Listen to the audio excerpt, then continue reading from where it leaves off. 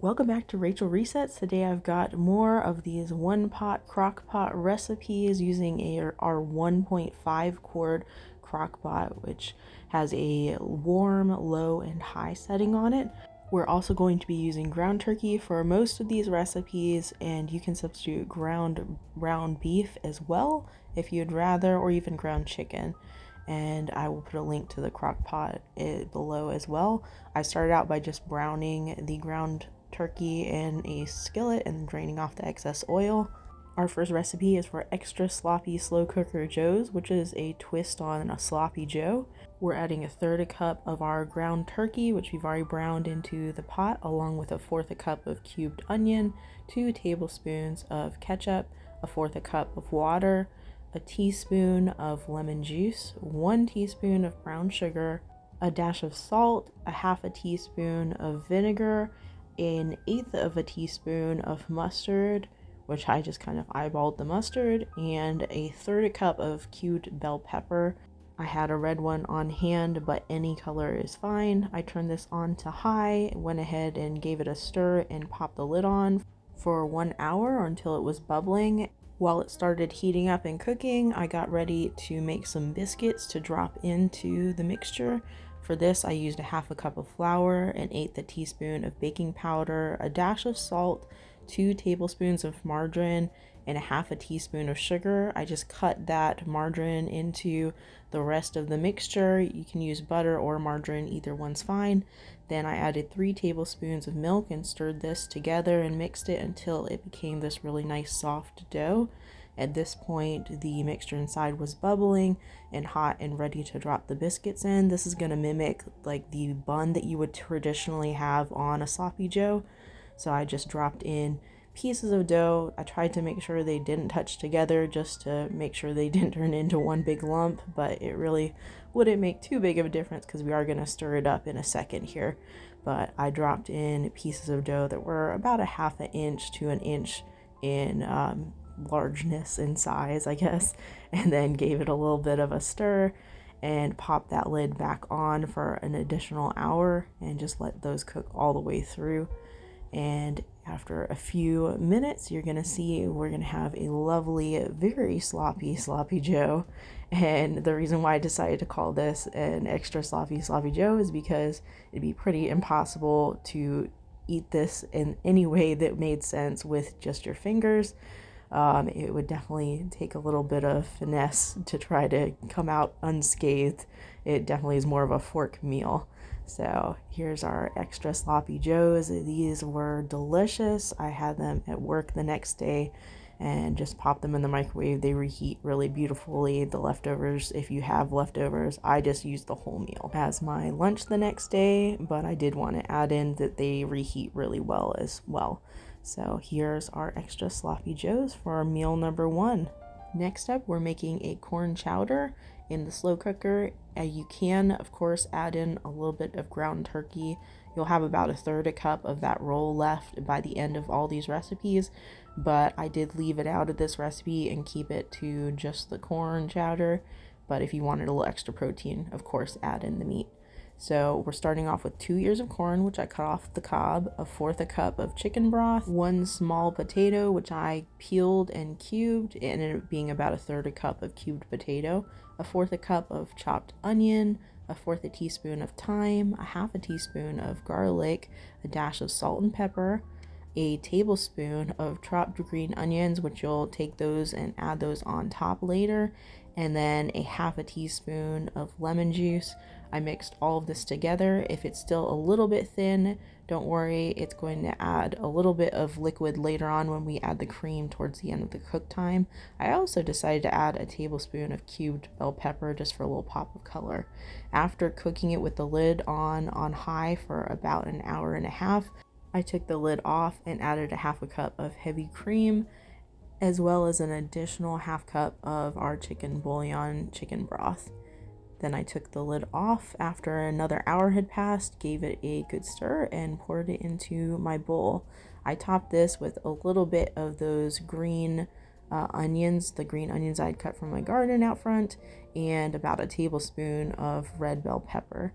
And here's our corn chowder. It's really nice and thick, but really filling as well. Next up, we're making some slow cooker or crock pot taco pasta. I am going to add 1/3 cup of our ground turkey, a little dash of salt and pepper, 1/3 cup of cubed pepper, 2 minced tomatoes, which I had 2 tomatoes which were going to go bad, and I popped those into the freezer, and then I took them out and took the stems off. And in case you wanted to know, if you run these under warm water, the skin's going to come off if you wanted the skin off. But I just chopped them up whole into as small pieces as I could, and it being about 1.5 cups of tomato, which I minced up. But that's a way to preserve tomatoes before they go bad and still use them up so they don't go to waste. I also added 1/4 cup of salsa, 1 ear of corn, which I cut off the cob, which ended up being about 2/3 cup of corn, 2 teaspoons of taco seasoning, 2/3 cup of chicken broth. I gave this a stir and let it cook on high for about an hour and 45 minutes. Around that time, I took the lid off, stirred it again, and added 1/2 cup of dry pasta into the mix. I gave this all a good stir and then popped that lid back on for an additional 15 minutes. It should take about 15 minutes for all of the pasta to cook thoroughly and become tender. You can cook it a minute or two longer or a minute too shorter if you rather your pasta be cooked more well done, or if you like it a little more al dente. It just depends on your taste. After those 15 minutes were up, I took the lid back off, gave it a little bit of a stir again, and poured about 1/4 cup of cheese on top. I used the Mexican blend cheese, but you can use whatever cheese you have on hand. And I reserved about 1 tablespoon just to put on top of my bowl of pasta after plating it. I stirred all that cheese in, and it all got really nice and melty, then poured all of my pasta into my bowl and topped it with that additional cheese. And here is our crock pot taco pasta. This one's really delicious. It makes a really large serving. If you want it a little less saucy, you can put a little more pasta in. It will soak up that remaining sauce a little bit more, and then you'll have a thicker pasta. But mine had a lot of nice sauce on it, and then you got all those veggies with the peppers and the corn, and it's just a very filling dish. Next up, we're going to be making some ground turkey crock pot scalloped potatoes. I started off by adding 1 tablespoon of margarine and 1/4 cup of chopped onion to my crock pot, along with 1/4 teaspoon of minced garlic, 1 tablespoon of flour, 1/2 cup of chicken broth, 1/3 cup of our browned ground turkey, a pinch of salt, 1/4 teaspoon of thyme. You can use fresh or dried. If you're using fresh, you can use a little bit more, but dried packs a punch. I also added a dash of pepper, 1/2 cup of sliced yellow squash. This is going to help add some veggies and kind of make this dish a little less rich. 2/3 cup of sliced and peeled potato, 1/4 cup of shredded cheese, and I have 1 tablespoon of heavy whipping cream, which I'm reserving for after all of this cooks and combines. You're going to want to stir this pretty well, especially because it has the flour at the bottom, so make sure that's kind of spread in throughout the dish before you turn it on high. Cook it for 2 hours covered. After the 2 hours, you'll take the lid off, add 1 tablespoon of heavy whipping cream into the mix, and stir all of that in, and at this point your meal is finished. You can pour all of this into a bowl or onto a plate and top it with a little extra cheese if you like, or add a garnish of some sliced green onions like I did. This is very delicious. It has a good amount of veggies in it thanks to that squash, and is nice and rich as well without being too rich. Our last meal we're making is a crock pot Korean ground turkey, which we're going to serve over rice. To my crock pot, I'm adding 1/2 cup of our ground turkey that we browned, 1/8 cup of brown sugar, which comes to 2 tablespoons, 1/8 cup of soy sauce, so 2 tablespoons of soy sauce, a teaspoon of sesame seed oil, 1/4 teaspoon of garlic powder, a pinch of red pepper flakes. You can add as much or as little as you like. If you like it a little spicier, add a little more. 1/4 teaspoon of ground ginger, and a tablespoon of tomato paste. If you open up a whole can like I just did, in order to use only 1 tablespoon, you can use some of these handy little containers, which I'll show you in a minute, to freeze your tomato paste.